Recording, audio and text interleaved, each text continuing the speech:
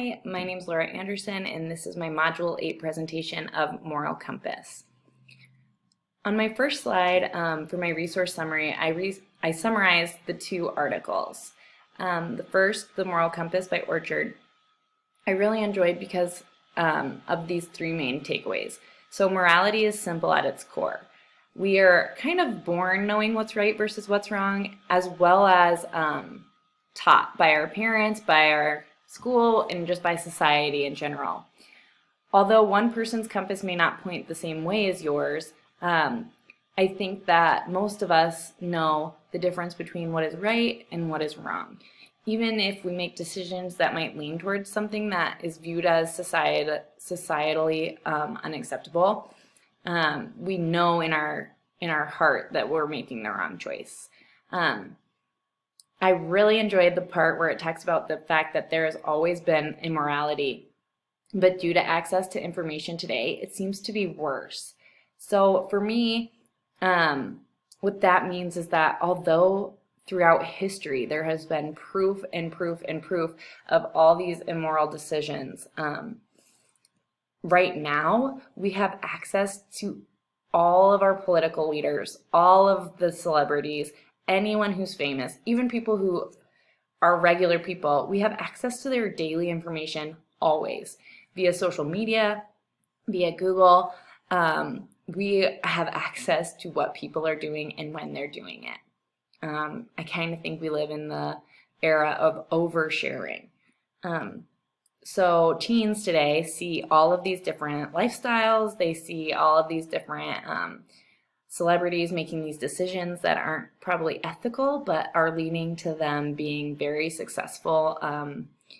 And I think that's tough on a kid because you hear what your parents are telling you, but then you see what society is telling you. And it seems now that we are leaning a little bit towards immorality.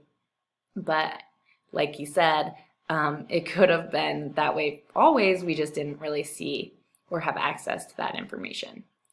The second blog post, Set Your Compass True North, I enjoyed this article as well. The three main takeaways I had from that were that the framework to guiding our actions must be our true north. So we need to know what our true north is and then use that and follow that as a guide to making our decisions and following through with our actions. I also appreciated considering the needs of others before acting. I think this is a statement that needs to hold true in everything, not just in leadership. In our day-to-day interactions, if we think of how our words or our decisions are going to affect those around us, I think that we will probably make better moral decisions or use nicer words in those situations. And then finally, to think about the harm versus the benefit of every decision that you make. While you make a decision that might be immorally flawed, you might benefit from it. And so you might think, well, it's okay because I benefited. But then you need to think about who did this decision harm. And it also might be you that it's harming. So while you could benefit, you could also be harming yourself in the long run, or you could be harming others.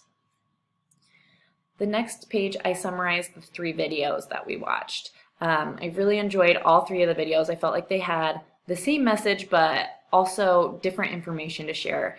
But then I loved how they all kind of connected. So the first video, Moral Emotions, I really enjoyed that it started out being animated and kind of talking about a story and then switched to also like interviews and back and forth. So moral judgments are made from emotions, our gut feeling. And I think that's very true. When we know something feels wrong, we should stick with that. If you feel that the decision that you're making isn't benefiting others or yourself or anyone, and in your gut it makes you kind of feel sick, I think you should hold true to that gut feeling and know that the decision you're making may be immoral. And then that our emotions encourage following societal moral rules.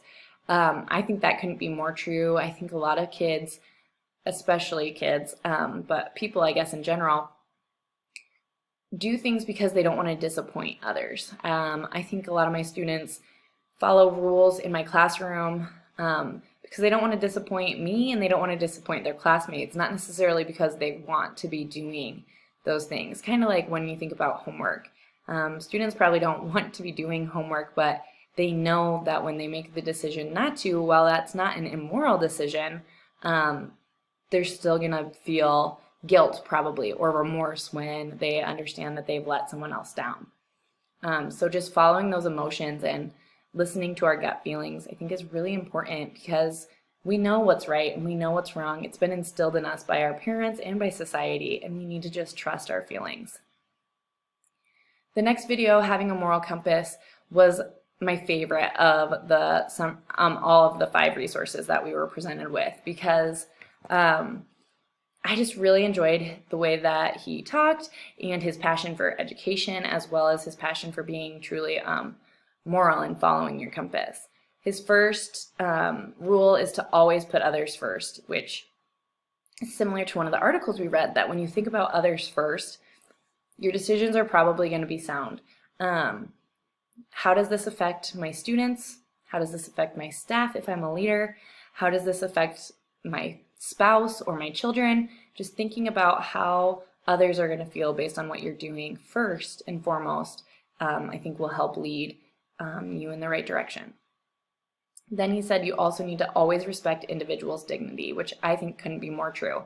While you might disagree with someone, while you think maybe they're doing something incorrectly or that they're not following their moral compass, respecting them and not making fun of them or not making them feel little or less than you, I think, is really crucial. Treat everyone fairly. This one was really hitting home for me when I watched this video, because he kept saying that rules are rules and they need to be the same rules for everyone if that's the expectation. And in our building right now, I'm struggling with seeing that being followed. I would say that some of our students have expectations that others don't, and that's tough for me, because when we have a rule book, when we have a discipline policy, I feel like it's laid out.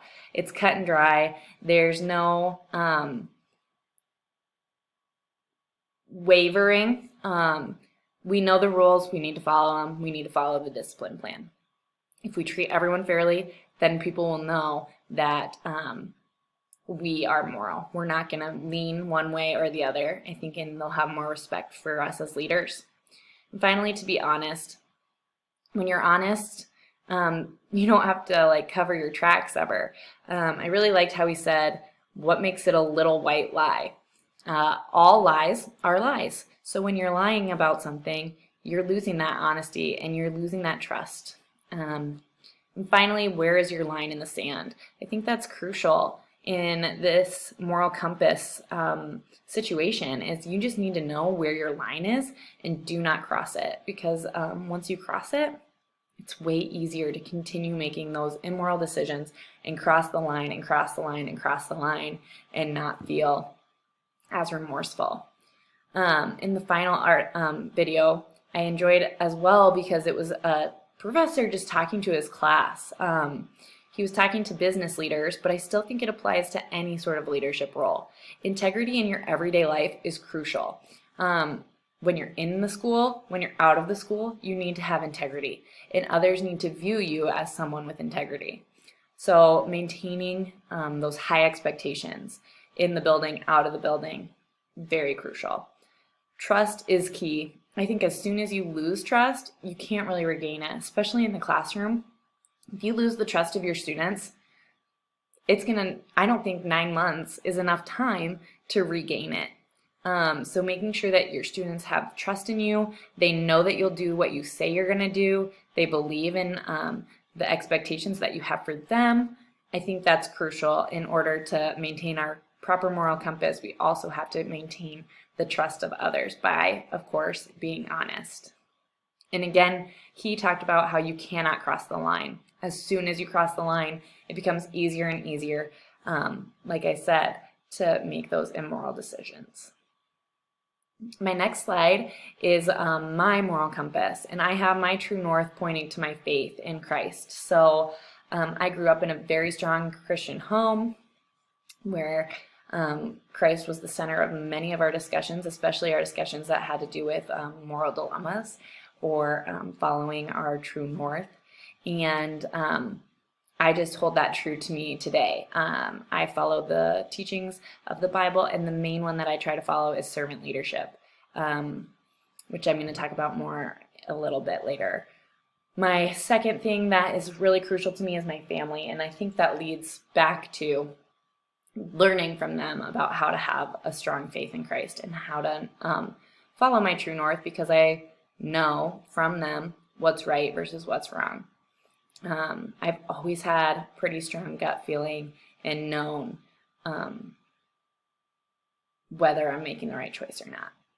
So that servant leadership leads back into my calling, and I would say everyone has a calling in life to be a disciple and a missionary in their own way when you are in a relationship with Christ. And while I'm not a missionary in a missionary field, I believe that my classroom is that missionary field.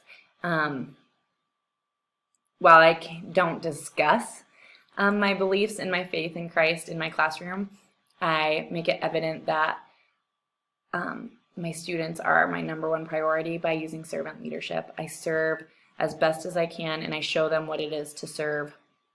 And I just think that they feel safe and cared for and loved in my classroom, which encourages learning as well. Next, I have my references for the resources we watched and read. And finally, my addendum.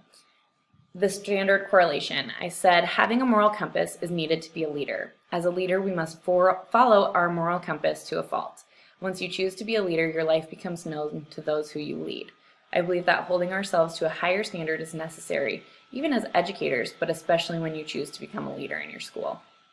So having that strong moral compass is going to lead to being able to educate our students to have a strong moral compass or to make ethical decisions. And I believe that having those moral dilemmas is going to happen when you're a leader and even when you're a teacher. And being able to think of others first to make that decision and following our true north is really crucial. It's relevant because the concepts discussed in the videos and articles solidified my opinions on what it is to have a moral compass. I believe all teachers need to hold true to what is right versus what is wrong. We must teach our students to listen to their gut and follow their moral compass.